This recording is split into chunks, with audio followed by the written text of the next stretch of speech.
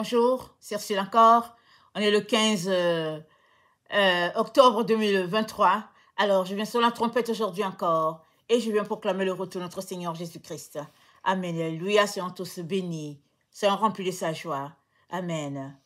Alors, que celui qui a des oreilles pour entendre, entende ce que l'Esprit dit aux églises. C'est la parole que le Seigneur m'a donnée aujourd'hui. J'étais dans sa présence autour de 3 heures du matin. Et il m'a donné Apocalypse 3, le verset 13. Il m'a dit Apocalypse 3, le verset 13. Et vous savez que on n'a pas tous les textes en tête. Donc, je suis allée regarder qu'est-ce que le Seigneur est en train de dire. Et je suis tombée sur la conclusion. Alors, il dit dans sa conclusion que celui qui a des oreilles entende ce que l'Esprit dit aux églises. Alors ça, c'était la conclusion de notre Seigneur à l'église de Philadelphie. Amen. Donc, avant de retourner au message de notre Seigneur à l'église de Philadelphie, regardons ce que Marc 4 dit, parlant de ceux qui ont les oreilles. Marc 4, au verset 23, voilà ce que notre Seigneur nous dit. On a déjà lu ce texte, je pense, hier ou avant-hier. Alors, il dit, si quelqu'un a des oreilles pour entendre, qu'il entende. Il leur dit encore, prenez garde à ce que vous entendez. On vous mesurera avec la mesure dont vous vous serez servi et on y ajoutera pour vous. Car on donnera à celui qui a, mais à celui qui n'a pas, on notera même ce qu'il a. Alors, selon ce texte, ce que tu as vient de ce que tu entends. Dans la culture hébraïque, entendre va plus loin. Entendre porte avec lui la notion d'obéissance et de pratique et de dévotion. Quand le Seigneur te dit, entends ce que je dis, ou bien quand un père dit à son enfant, entends ce que je te dis, il est en train de dire à son enfant, écoute et mets en pratique ce que je te dis. Et l'enfant n'a pas besoin de plus parce que le père lui a dit, ou la mère lui a dit, entends ce que je te dis. Et ici, Dieu dit à son enfant, entends ce que je suis en train de te dire. Parce que ta récompense, c'est-à-dire ce que tu as, ce sera fonction de ce que tu as entendu. Alors, ce que tu auras en main déterminera si tu es quelqu'un qui entendait Dieu ou qui ne l'entendait pas. Parce qu'il n'y a pas une échelle. Donc ici, il n'est pas question d'une échelle de entendre bien, entendre moyennement, entendre très bien ou pas entendre du tout. Non, le Seigneur nous dit que celui qui a des oreilles pour entendre, entende. Donc soit tu entends et tu entends comme le Père veut que tu entendes, ou bien tu n'entends pas du tout. Et Dieu parle à ses enfants, la génération de la fin, il leur dit, entendez ce que l'Esprit est en train de dire aux églises. Et ici, dans Apocalypse 3, le verset 13, il dit à son enfant, entends les consignes que je donnais à l'église de Philadelphie. Et qu'est-ce qu'il a dit à l'église de Philadelphie? Qu'est-ce qu'il a dit à son église? Il a dit à son église, on va commencer par les derniers versets et puis on va remonter, n'est-ce pas? Il a dit au verset 12, celui qui vaincra, je ferai de lui une colonne dans le temple de mon Dieu. Il n'en sortira plus. j'écrirai sur lui le nom de mon Dieu et le nom de la ville de mon Dieu, de la nouvelle Jérusalem qui descend du ciel d'auprès de mon Dieu et de mon nom nouveau.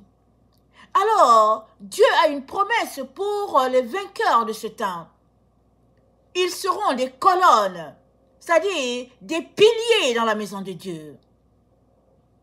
Mais pour qu'ils arrivent à être des colonnes, des piliers comme Dieu aimerait faire d'eux, il est très important qu'ils exercent leur oreille à écouter Dieu et à écouter comme Dieu aimerait qu'ils écoutent. Parce que plusieurs écoutent dans notre temps, mais à leur manière. Ils écoutent la voix de certains enseignants, la voix de certains maîtres, de certains leaders, et ils écoutent et puis ils les suivent parce que cela les satisfait.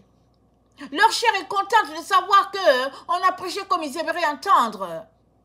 Mais Dieu dit, le pilier, ou bien celle-là qui sera une pilière dans sa maison, ce sera celui-là qui aura écouté à la manière de Dieu. Écoutez comme Abraham avait écouté. Et Abraham a obéi. Abraham a écouté Dieu. Et Dieu lui a dit, lève-toi, il s'est levé, il est parti. Il ne savait même pas où il partait, mais il avait écouté Dieu et il partait. Et il s'appelait, après un temps, il s'appelait Abraham, père de plusieurs nations, mais les gens se moquaient de lui parce qu'il n'avait pas d'enfant. Il avait un nom qui disait qu'il est le père de plusieurs nations, mais il n'avait personne. Sa femme était stérile. Donc il y avait de quoi rire de cet homme-là. Mais Abraham a écouté Dieu. Il a entendu ce que Dieu a dit. Il a continué de marcher quand bien même l'évidence n'était pas là. Et Dieu a dit, voici, le temps est arrivé pour que Sarah puisse concevoir. La foi d'Abraham a enfanté une semence, un grain, et cela a donné Isaac, le fils de la promesse. Et d'Isaac est sorti tout ce qu'on connaît. Dieu a décidé de repartir de nouveau avec une semence qu'il a placée dans le sein de Sarah. Le peuple existait déjà. Abraham est descendu de Noé, comme tout un chacun. Mais, du temps de Noé, Noé était encore sur la terre, il n'avait pas encore été enterré, qu'il y avait déjà la rébellion, la scission, et les gens ont commencé à suivre Nemrod. Nemrod était devenu le despote et puis presque un dieu, si bien que les œuvres de ténèbres avaient envahi la terre. Abraham, quand il est né, était en opposition à tout ce qui se passait dans la cour de son père, si bien que cela lui a valu d'être jeté dans le feu pendant 3 jours au moins, et il n'est pas mort. Son frère est mort dans le feu, lui n'est pas mort. Et quand il est sorti de là, il a été béni par le roi, parce que le roi dit aux gens, c'est le Dieu d'Abraham qui est le vrai Dieu. Et Dieu a dit à Abraham, lève-toi. Lève-toi, va-t'en d'ici. Parce que pour le moment, il te donne des présents. Mais demain, le même qui t'a honoré aujourd'hui, il va chercher encore à te tuer. Va-t'en et je vais te montrer l'endroit où tu vas aller et je vais faire de toi, de ta race, un peuple nombreux sur la terre. Et qui était ce peuple? C'est le peuple qui marche selon la foi. Les êtres humains se sont limités à parler de la descendance d'Abraham par le sang. Et on voit bien combien la descendance d'Abraham par le sang se déchire aujourd'hui sur la terre. Il y en a qui sont à un endroit bien localisé au Moyen-Orient, il y a d'autres qui sont dispersés sur toute la terre. Parce que la descendance d'Abraham, c'est la descendance par la foi. Ce n'est pas par la chair. Si bien que, si Ismaël a écouté le conseil de son père, lui aussi il sera sauvé. Mais s'il n'a pas écouté, il ne sera pas sauvé. Parce que la descendance que Dieu a promis à Abraham, c'était à travers Isaac. Et d'Isaac, c'est passé à Jacob. Et de Jacob, c'est remonté, c'est arrivé à Judas et à David. Voilà comment Dieu a établi les choses. Mais qui dit Judas, dit notre Seigneur Jésus-Christ, qui a donné sa vie pour racheter toute l'humanité. Il a racheté toute l'humanité. Il n'y a pas quelqu'un pour qui Jésus-Christ n'est pas mort. Maintenant, c'est à chacun de décider. Et le test est assez rude pour la génération de la fin, qui veut entendre selon ce qui chatouille ses oreilles. La génération de la fin ne veut pas entendre ce que Dieu dit. Elle veut entendre ce qui lui sied, ce qui fait son affaire. Voilà pourquoi Dieu lui a dit, je te vomirai. Tu n'es ni chaud ni froid, je te vomirai. Laodicée, je te vomirai. À moins que tu changes tes voies et que tu arrêtes de courir après l'or et l'argent, à moins que tu changes tes voies et que tu arrêtes de marcher dans la nudité, à moins que tu changes tes voies et que tu arrêtes de marcher dans l'aveuglement, à moins que tu changes tes voies et que tu arrêtes de pratiquer les œuvres des ténèbres, tu n'entreras pas dans mon repos. C'est ça qu'il dit à cette génération qui est la nôtre. Mais qui veut entendre? Personne. Ils veulent tous des théories, des prêches qui font leur affaire, des prédications qui divisent les enfants de Dieu. Une prédication pour les Israélites, une prédication pour les évangéliques, une prédication pour les catholiques, une prédication pour tel. Mais notre Dieu vient pour sauver un seul peuple. Ceux-là qui ont décidé d'avoir des oreilles pour entendre et marcher selon Dieu. Et c'est ça que Dieu est en train de dire aujourd'hui. As-tu les oreilles pour entendre? Alors entends ce que Jésus-Christ dit à l'église. Alors qu'est-ce qu'il dit à Philadelphie? Il lui dit, voici ce que dit le saint, le véritable, celui qui a la clé de David. Celui qui ouvre, personne ne fermera, et celui qui ferme, personne n'ouvrira. Et Jésus-Christ dit, là où c'est là où nous sommes, la porte est ouverte. Parce que lui, Jésus-Christ, il tient la clé. Et qui est la clé? Les gens ne veulent pas l'entendre, surtout les protestants. Mais la clé, c'est Marie. Que tu le veuilles, que tu ne le veuilles pas, tu ne peux pas outopasser Marie. Parce que Dieu l'a regardé. Dieu a vu une semence pure. Il a dit, voici la personne. De la même chose, de la même manière qu'au temps de Nemrod, Dieu a regardé, il a vu une semence pure. Il a dit, voici la personne, et c'était Abraham. Et maintenant, du temps de la fin, il a regardé une semence pure, il a dit, voici la fille qui portera mon fils. Les protestants l'ont exclu, ils ont fait d'elle un objet de Noël pour faire leur sapin et tout. Mais c'est pas pour cela que Dieu l'a appelé. Dieu l'a appelé pour porter une semence pure, incorruptible. Et si tu as des oreilles pour entendre cette semence pure, incorruptible, tu seras sauvé. Mais si tes oreilles à toi, c'est pour juste te chatouiller, ou bien c'est juste pour orner ta tête, alors tu passeras à côté de ce que Dieu t'a offert. Alors aujourd'hui, il vient te dire, as-tu les oreilles? Alors, entends ce que l'Esprit dit à l'Église. Entends. Ça veut dire, lève-toi et mets en pratique ce que Dieu attend de toi. Et qu'est-ce qu'il attend de toi? Il dit, tu as perdu puissance. Tu as gardé la parole de la vérité. Et tu n'as pas renié le nom du Seigneur. Il a vu ça. Il est content. Et il dit, j'ai mis devant toi une porte. Et personne ne peut fermer cette porte. Tu es la seule personne qui tournera le dos à cette porte. Personne ne peut fermer cette porte. Parce que Jésus-Christ, il a la clé en main et puis il tient la porte ouverte. Pourquoi? Pour que tous ceux qui veulent entrer puissent entrer. Et il te dit, là où tu es, change tes voies si tu es en train de marcher selon la Odyssée.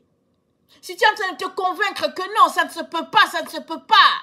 J'ai la meilleure église sur la terre. Ça ne se peut pas. J'ai la vérité, ça ne se peut pas. Si tu es en train de dire ça, il te dit change tes voies.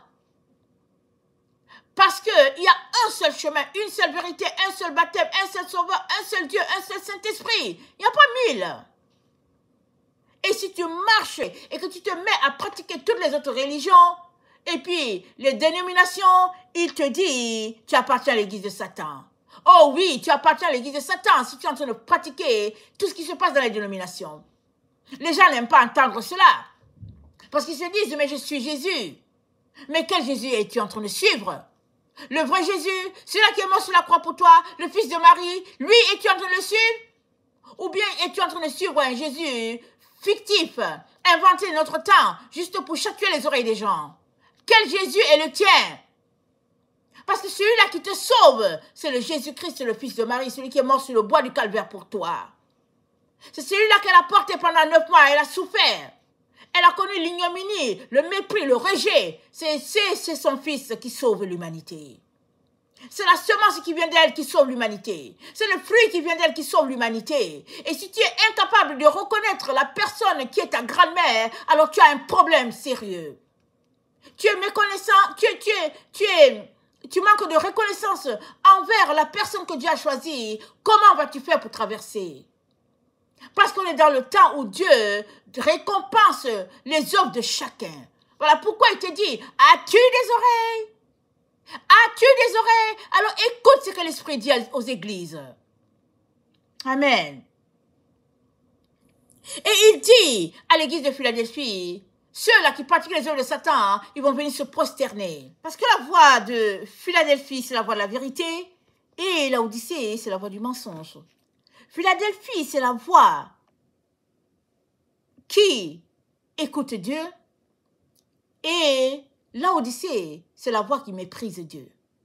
Et c'est dit que ceux-là qui pratiquent les œuvres de Satan vont venir se prosterner devant ceux-là qui sont de Philadelphie. Pourquoi? Parce que leurs yeux vont s'ouvrir. Et le Seigneur remet que tes yeux s'ouvrent déjà maintenant.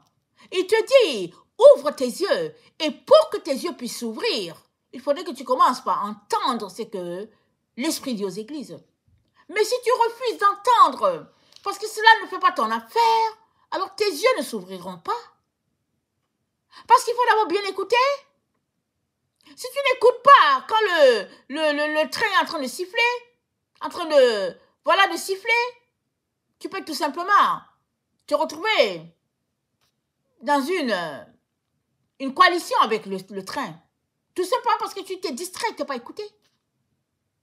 C'est la même chose que Dieu est en train de dire. Il est en train de siffler, il est en train de sonner la trompette. Il dit, écoute. Mais tu dis, je n'aime pas cette trompette. Je n'écoute pas. Ça ne résonne pas à mes oreilles. Ça ne fait pas mon affaire. Ben voilà. Si ça ne résonne pas à tes oreilles, que ça ne fait pas tes affaires, alors comment tes yeux vont-ils s'ouvrir? Tes yeux s'ouvrent à partir du moment où tu entends le son de Dieu et tu décides d'y prêter attention. Et là, tu décides de regarder. Et que regardes-tu? La parole de Dieu. Tu plonges le regard, tu prends les Écritures, tu commences à les regarder, point par point, pour dire, est-ce que ce que j'ai entendu, c'est ce qui est écrit? Alors que tu t'évertues à scruter les Écritures, Dieu va ouvrir tes yeux. Et il te donnera de pouvoir avoir quelque chose en main. Parce que, comme on l'a dit, dans Marc 4, le verset 23 qu'on a lu, c'est ceux qui vont écouter qui vont finir par avoir quelque chose en main. Parce que ceux qui refusent d'écouter, ils n'auront rien.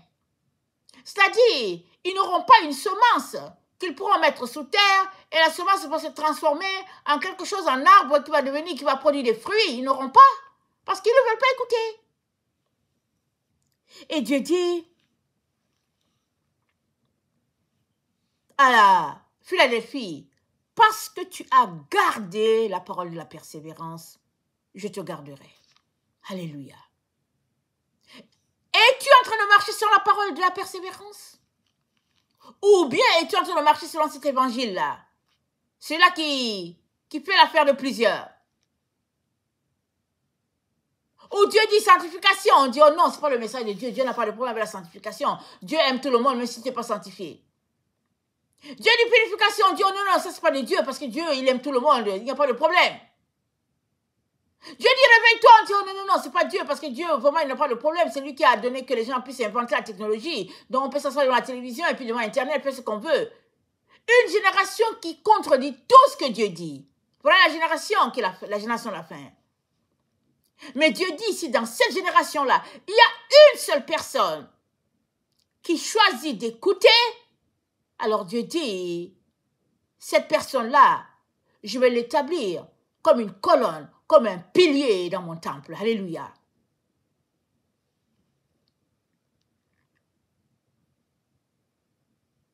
Il dit, je vais garder la personne à cette heure de tentation qui va venir sur le monde entier. Il n'a pas dit une partie de la terre, sur le monde entier. Et j'espère que tu sais qu'on est à cette heure-là. Une heure intense, d'épreuves intenses et d'épreuves intenses. Mais seule la personne qui garde les yeux et rivée sur son Seigneur arrivera à la ligne d'arrivée. Et aujourd'hui, 15 octobre 2023, le Seigneur te dit, réveille-toi. Réveille-toi. Parce que le sifflet va sonner à la ligne d'arrivée bientôt.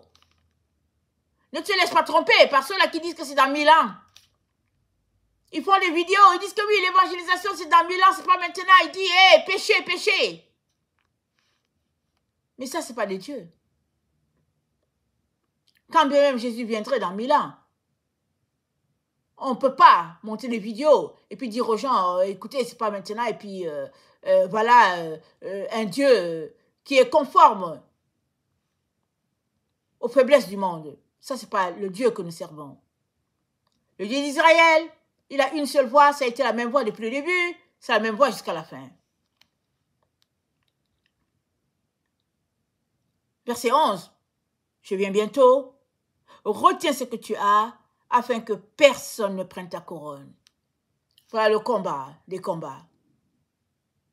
Après avoir tout surmonté, alors que tu te bats pour toi-même, tu peux être bloqué par ceux-là que tu appelles amis, par ceux-là que tu appelles frères, par ceux-là que tu appelles sœurs, par ceux-là que tu appelles famille.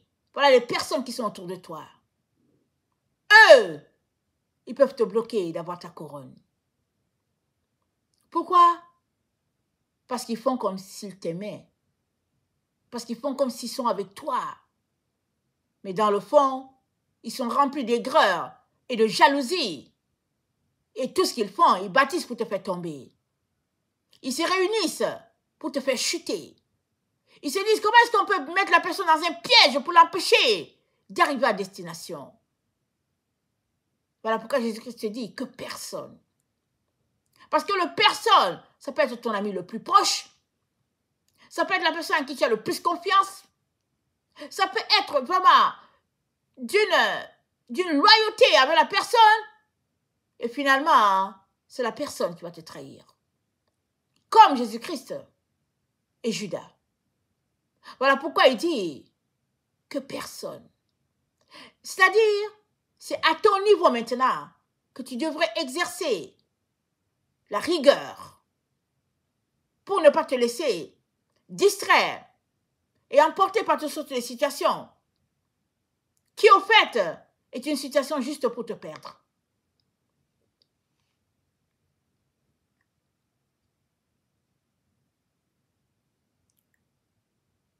Et dans notre texte de Marc 4, allons-y rapidement.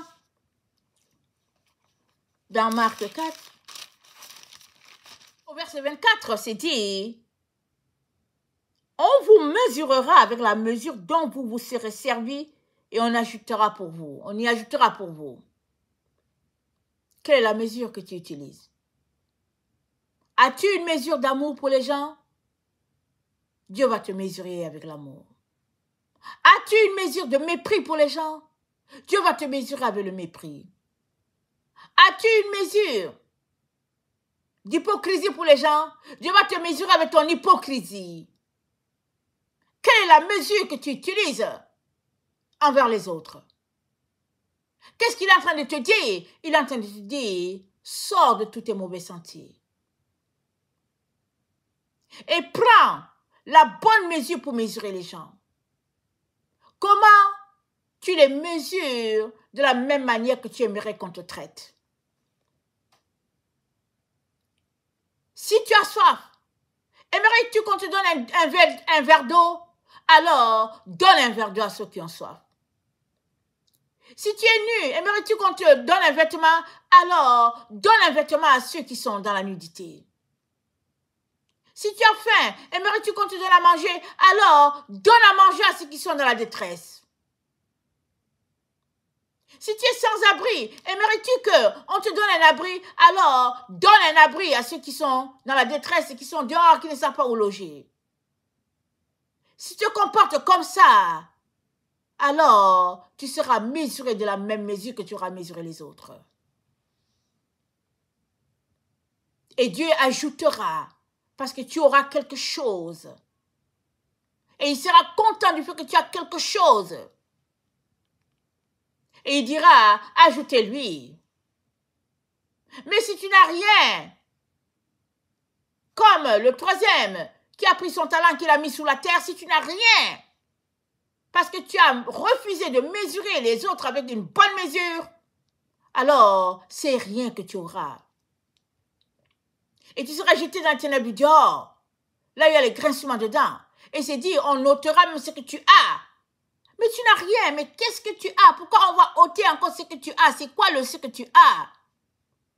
Ce que tu as, c'est le don que Dieu t'a donné quand tu es venu sur la terre. Il te l'a donné. Tu es rempli de dons. Tu es rempli de grâce. Tu es rempli de semences. Mais, sauf si tu prends ton temps pour écouter Dieu, tu découvriras tes semences. Mais si tu n'as pas le temps pour écouter Dieu, et que tu es arrivé sur ton cellulaire, tu es arrivé devant ta télévision, alors, à la fin, tu n'auras rien. Et tu seras jeté loin de la face du Père. Dieu ne veut pas cela pour toi. Voilà pourquoi aujourd'hui encore, il te dit que celui qui a les oreilles entende ce que l'Esprit dit aux églises. Il y a des gens qui ont des oreilles, mais pas pour écouter Dieu, pour écouter les autres. Dieu est là, dans leur maison. Ils ont des milliers de Bibles, mais ils n'écoutent pas Dieu. Ils n'ouvrent pas leur Bible pour savoir qu'est-ce que Dieu a dit. Ils écoutent quelqu'un d'autre qui les dirige. Ils écoutent un certain leader. Le leader leur dit oui. À gauche, ils vont à gauche. Ne lui parle pas, il ne parle pas à la personne. Fais ceci, ils font. Mais à la fin, qui sera blâmé? C'est toi qui seras blâmé. Parce que tes actions montrent que tu as choisi de ne pas écouter. Tu as décidé d'écouter quelqu'un d'autre au lieu d'écouter ton Seigneur et ton Maître.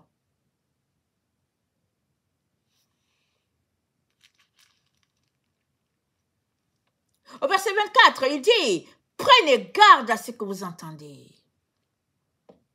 Et tu es en train de prendre garde à ce que tu entends. Prenez garde. Qu'est-ce que tu entends? C'est sûr qu'il ne va pas te dire de prendre garde à ce que tu entends sur les médias sociaux. C'est pas ça. Quand il te dit de prendre garde à ce que tu entends, c'est ce qu'il est en train de te dire. Prends garde. Comme un parent dit à son enfant, hein, prends garde. Fais attention.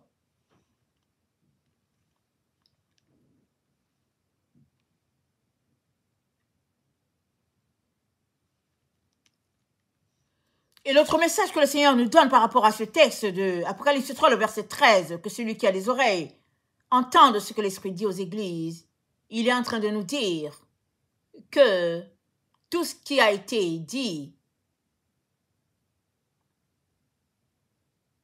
est conforme à ce que Dieu attend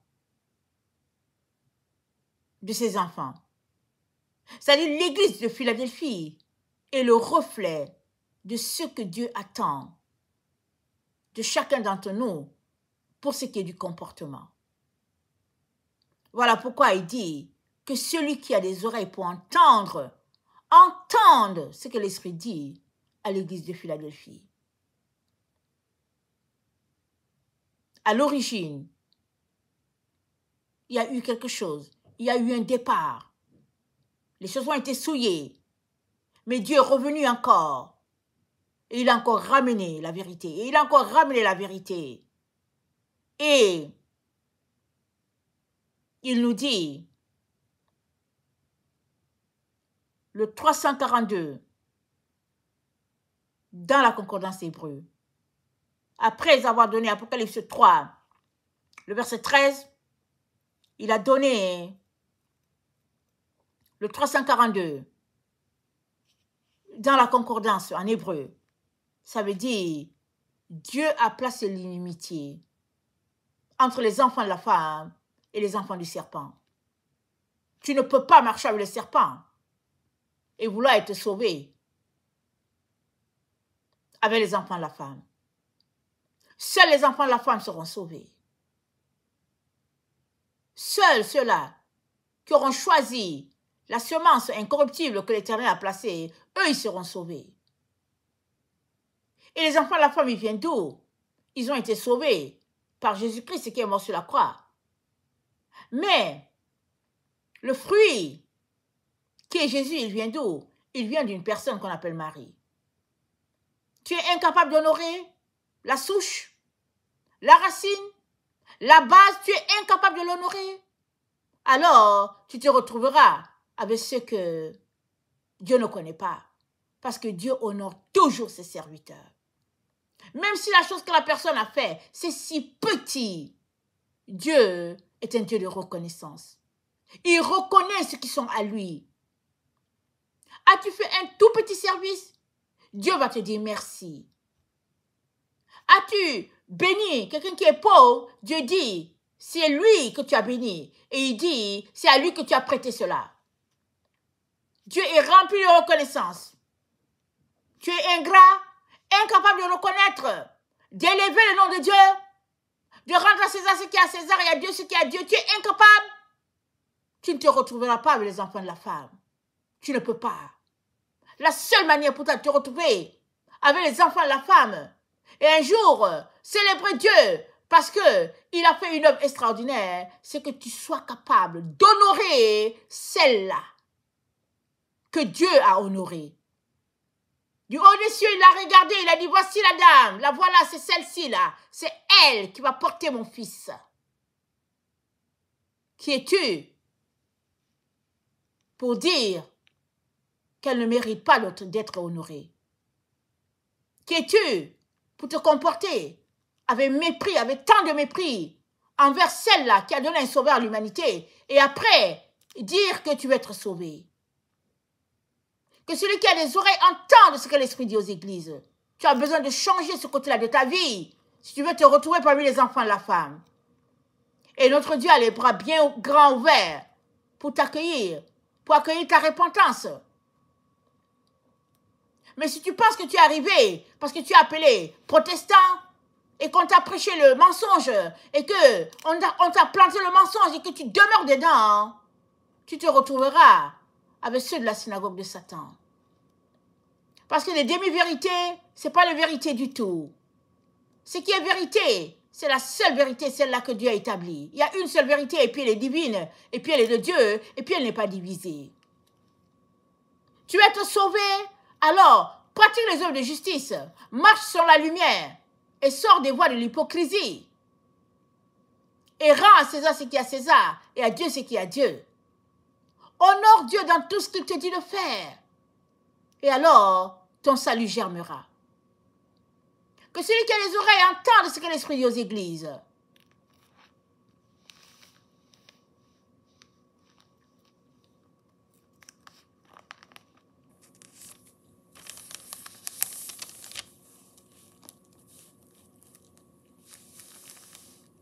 Page 142 dans la concordance grecque. Dieu va envoyer le renouveau à tous ceux-là qui auront des oreilles pour entendre. Tous ceux-là qui ont décidé d'avoir les oreilles pour entendre, Dieu va renouveler leur âme. Il va leur redonner une jeunesse. Ils ont besoin de cela pour vivre le millénium sur la terre. Ils ont besoin de cela. Et tous les autres qui refusent se verront privés du séjour dans la Nouvelle Jérusalem parce qu'ils ont méprisé les œuvres de Dieu. Et Dieu appelle quiconque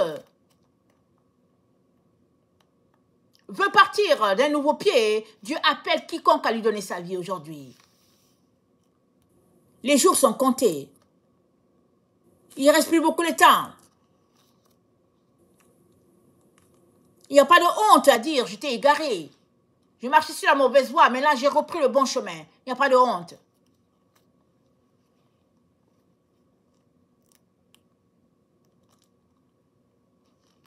Il n'y a que la honte qui va te faire rater de prendre la bonne porte. Parce que tu auras honte que tes amis se moquent de toi. Tu auras honte que tes amis te ridiculisent. Et avec cette honte, tu seras écarté de Dieu.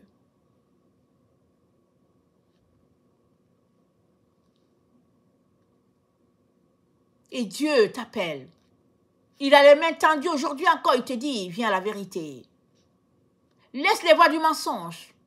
Laisse les voies de l'illusion. Laisse les voies de l'égarement. Laisse-les. À leur prétendue vérité, laisse-les. Et viens humilie-toi devant Dieu. Il te relèvera. Il te renouvellera. Il changera ta manière de penser. Il te donnera un cœur nouveau. Il te donnera une jeunesse. Que le Seigneur bénisse sa parole. Maranatha, Jésus revient. Amen et alléluia. Soyons tous bénis. Amen.